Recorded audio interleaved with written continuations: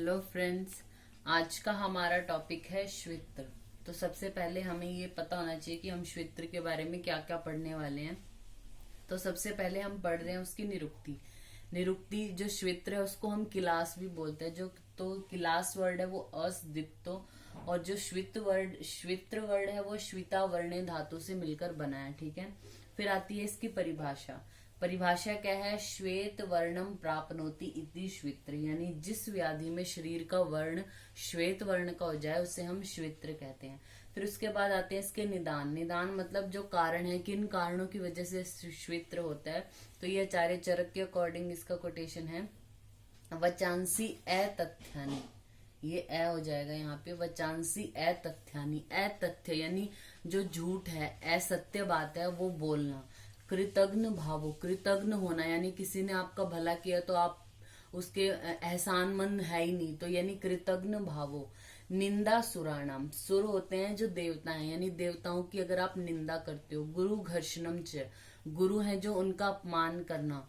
पाप क्रिया यानी पाप कर्म में रत रहना। और पूर्व कृतम च कर्म हेतु, जो पुराने जन्म यानी पुराने जन्मों में किए हुए पाप कर्म हैं उनकी वजह से किलासस्य विरोधी च अन्नम, ये सारे क्या है? हेतु है किलास के। और विरोधी च अन्नम, विरोधी आहार का सेवन करना, ये सब किलास के हेतु हो गए। तो आप ये श्लोक भी याद कर सकते हो या फिर इनको हिंदी में भी याद कर सकते हो।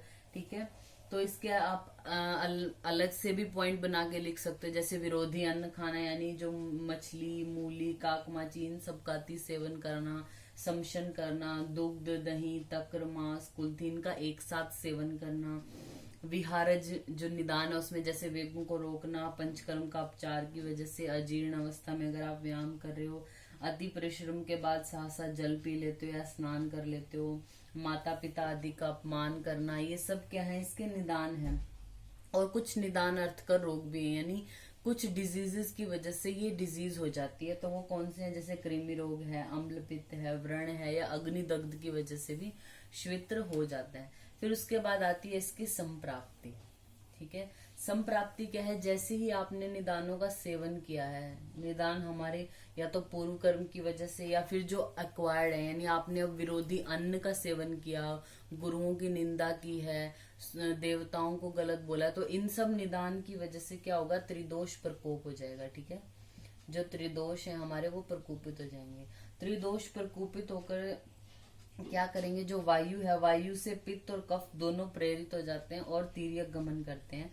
तीर्यक गमन करके वो रक्तवाह जो स्रोतस है उनमें स्रोतो वैगुण्य करते हैं, त्वचा में विवर्णता उत्पन्न कर देते हैं, अंत में श्वित्र हो जाता है। ठीक है।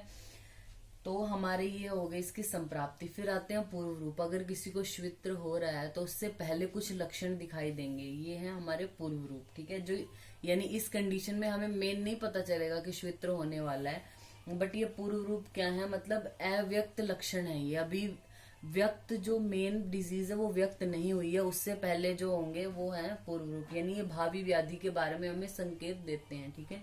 तो पूर्व रूप क्या है? त्वचा में विवर्णता होना, कंडु होना, तोद, सुप्तता, राग, खरता, परिधा आदि होना। ठीक है। फिर आते हैं इसके भेद। ठीक है। भेद क्या है इसके? दारुण, ये यहाँ पे जैसे जो जब श्लोक में लिखा जाता है कि 3 प्रकार का होता है, दारुण, चारुण लिखा जाता है। कुछ लोग इसको चारुण पढ़ते हैं, या फिर ये आप दारुण और च अरुण भी बोला जा सकता है। ठीक है। ये अरुण वर्ण का दारुण, च अरुण और श्वित्र अंत वाला। ठीक है। फिर इसके दोषों के अकॉर्डिंग वातज होता है, पित्तज होता है, कफज होता है। और वर्ण के अनुसार यानी कैसा कलर आएगा तो उसके अकॉर्डिंग हमारा होता है ताम्र वर्ण का, सॉरी पहला आता है रक्त वर्ण,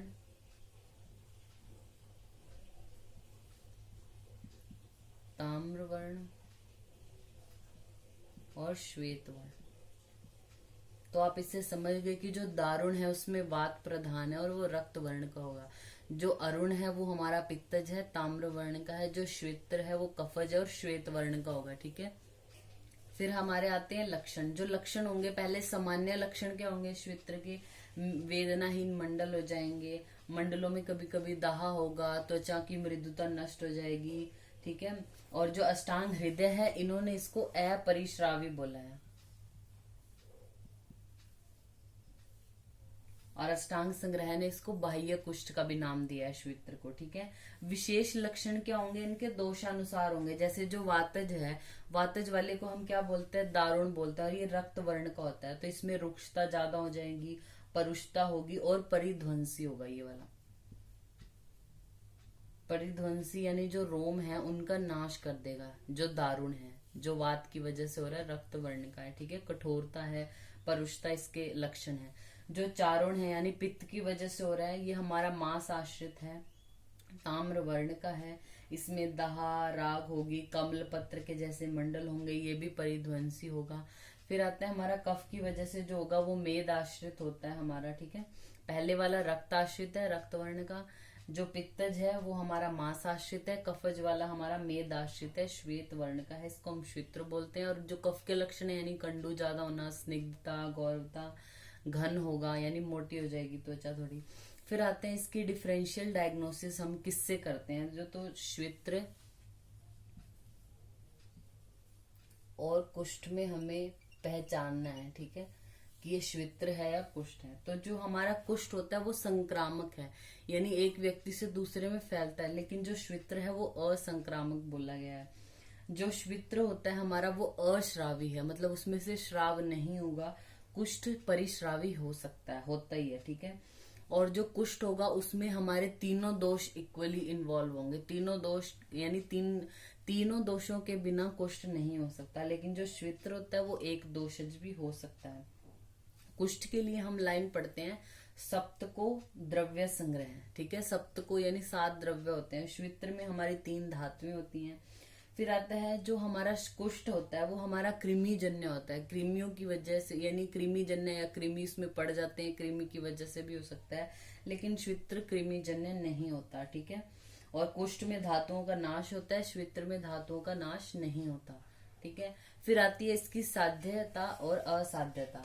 जो साध्यता है, अगर मंडल बढ़ गए हैं, ठीक है, मंडल बढ़ते हुए जा रहे हैं, मिले होंगे अगर, और मतलब आपस में एक मंडल है, जैसे वो दूसरे मंडल से ऐसे मिल गया है, ठीक है, बढ़ते जा रहे हैं। रोम जो है यानी वहां के जो बाल है वो रक्त वर्ण के हो गए हैं, या 1 वर्ष से ज्यादा, ये मेन फीचर है, 1 वर्ष पुराना हो गया है, तो वो श्वित्र जो है वो असाध्य हो जाता है। और आचार्य सुश्रुत बोलते हैं कि जो अग्नि दग्ध से उत्पन्न हुआ श्वित्र है या अंत्य स्थान में उत्पन्न हो गया वो असाध्य हो जाता है, ठीक है। तो ये हमारा हो गया श्वित्र की निरुक्ति, परिभाषा, निदान, संप्राप्ति, पूर्वरूप, भेद, लक्षण, डिफरेंशियल डायग्नोसिस, साध्यता, असाध्यता। अब हम इसका पढ़ते हैं ट्रीटमेंट अपनी नेक्स्ट वीडियो में। फ्रेंड्स, हमने ये इसलिए बनाया है क्योंकि हर जगह पैटर्न अलग तरीके से आता है, ठीक है। कई यूनिवर्सिटीज हैं या कुछ स्टेट ऐसे हैं जिनमें जो पूरा ही पूछ लेते हैं कि संप्राप्ति, निदान और चिकित्सा बताएं, या फिर किसी में जो केसी है उसमें सिर्फ उसके चिकित्सा के बारे में ही पूछा जाता है। तो जिनको एक्स्ट्रा भी पूछा जाता है, परिभाषा, संप्राप्ति, ये उनके लिए है कि ये सारी चीजें कवर हो गई। फिर हम इसके बाद पढ़ते हैं इसकी चिकित्सा के बारे में। Thank you.